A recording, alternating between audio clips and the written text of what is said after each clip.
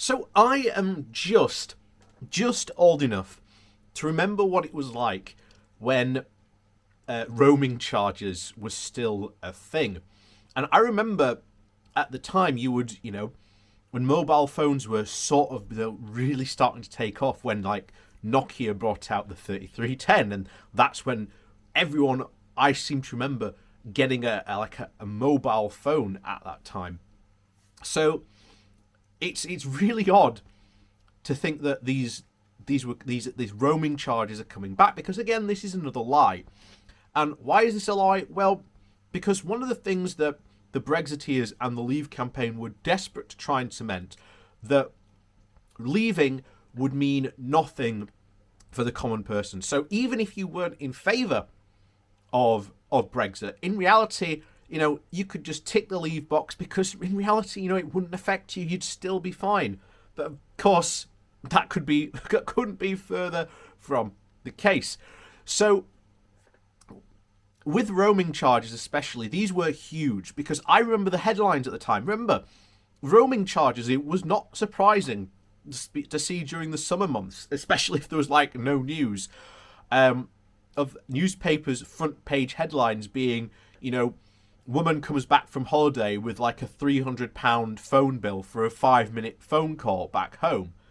And that's where we're heading once again, because I can guarantee you, we will see those headlines again. Because, and I'm still waiting for, like I say, obviously if the coronavirus hadn't happened this year, I could guarantee you we would be seeing stories of the EU's ruined my holiday in the right-wing press. But, of course, before we jump into this fantastic lie that the Leave campaign spun, first of all, please do remember to hit that like, share and subscribe button. And of course, down below there is a link to my Patreon page, as well as a one-off donation link called Buy Me Coffee, where you can, buy me a coffee. And as always, thank you very much to all those people who do support the channel that way. And of course, on with the article. So, today's article comes from the New European, and the title is Brexit Mobile Charges Show It's Just Not Matt Hancock Who Pays for Roaming. So it's been a very gloomy week in the sunlit uplands of sovereign Britain, where mobile phone users are discovering that Matt Hancock has already learned roaming can be costly. If UK tourists are ever allowed back into mainland Europe without quarantine, as being demanded by the moment, they very well may be reluctant, as the former Home Secretary, to actually ring home. That's because mobile phone roaming charges are being reintroduced on the EU network, while rivals are lowering the amount of data that Brits can use abroad without having to pay extra. It's a story that is causing even redder faces than normal in the Brexiteer circles. Such was the confidence that Britain would be able to retain a benefit of EU membership, first introduced in December of 2016, despite having voted to give it up many of the EU membership just 6 months earlier. And why wouldn't they have the reason to actually doubt it, given what the Leavers had actually said? In April of 2016, Vote Leave's chairman Matthew Elliott claimed that even suggesting that roaming charges might come back post-Brexit was doing down consumer rights to try and win the referendum.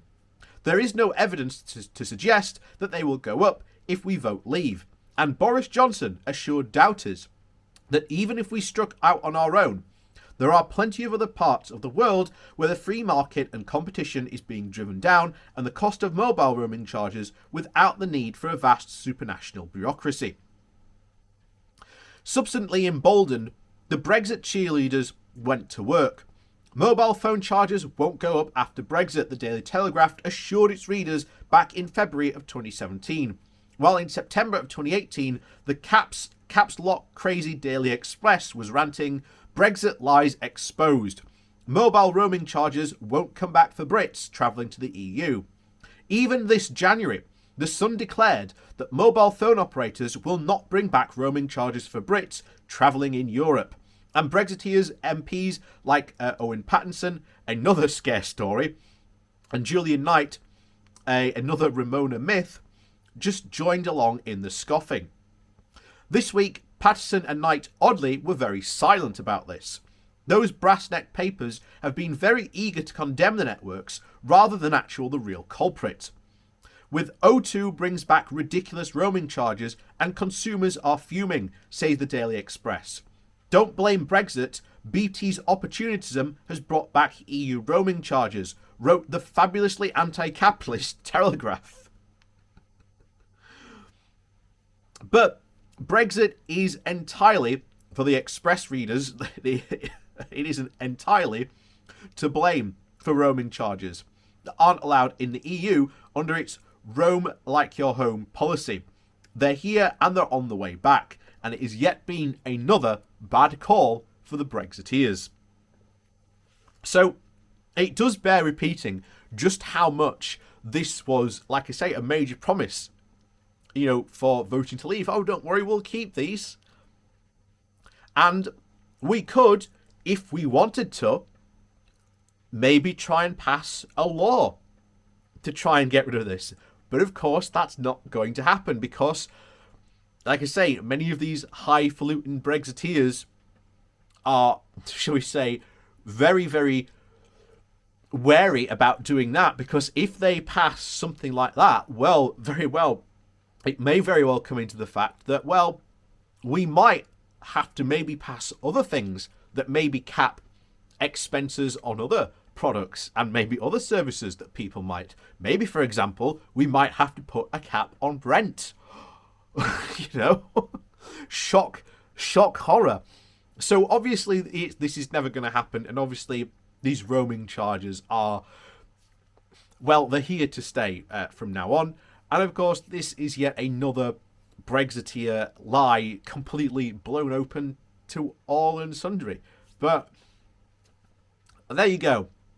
Just another reason why the Leave campaign lied like they could, just to get as many people voting Leave as possible. Again, without telling the truth. So, as always, thank you very much for watching. But before you go, please do remember to hit that like, share and subscribe button on your way out. And of course, down below there is a link to my Patreon page and a one-off donation link called Buy Me Coffee, where you can, buy me a coffee. And also the YouTube memberships are now open as well, where you get access to very unique emojis that you can use on live stream and in the comments down below.